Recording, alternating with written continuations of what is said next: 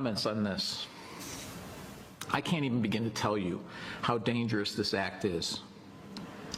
First, it was passed in the middle of the night with 40 minutes to read an 800-page bill, which is unacceptable. As of January 1st, 2023, the following things will go into effect, and people need to be aware of this. It abolishes cash bail for almost every offense.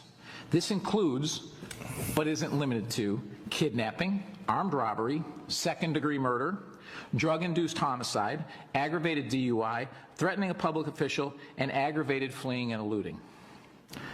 Offenders released on electronic monitoring have to be in violation for 48 hours before law enforcement can act. They could almost drive to Alaska before we can even look for them. It denies victims their constitutional rights. And keep this in mind, businesses and homeowners. Officers will no longer be able to remove trespassers from your residence or your businesses. Someone could decide to live in your shed, and all we can do is give them a ticket. You have to decide what level of force is required to remove them and whether or not it's legal. This is a massive threat to the residents of Orland Park, Cook County, and Illinois. I want to remind voters that several elected officials that will be on the ballot in Orland Park voted for this abomination. Senator Michael Hastings, Senator Emil Jones, and Representative Justin Slaughter all voted to put criminals ahead of the safety of law-abiding citizens and police.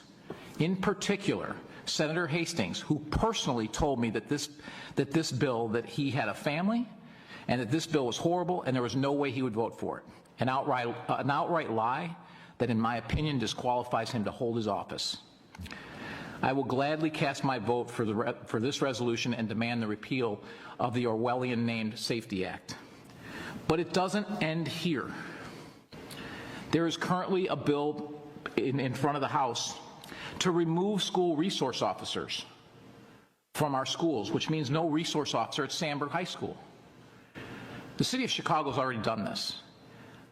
I personally don't want to see the city of Chicago become the standard for how we conduct public safety, because they've abandoned their police officers and abandoned their residents and created a war zone full of criminals. There's also a bill to make fentanyl a misdemeanor in this state. And I want to remind you that we have representatives that currently represent us or will represent us potentially in the federal government that voted to not extend the fentanyl ban federally. Fortunately, it passed, but there are people that actually believe that we shouldn't have a ban on fentanyl that currently represent our community. That's just absolutely unacceptable. It's like they won't stop until they destroy our communities and our society. We all need to take a stand against this. This is a very, very dangerous bill.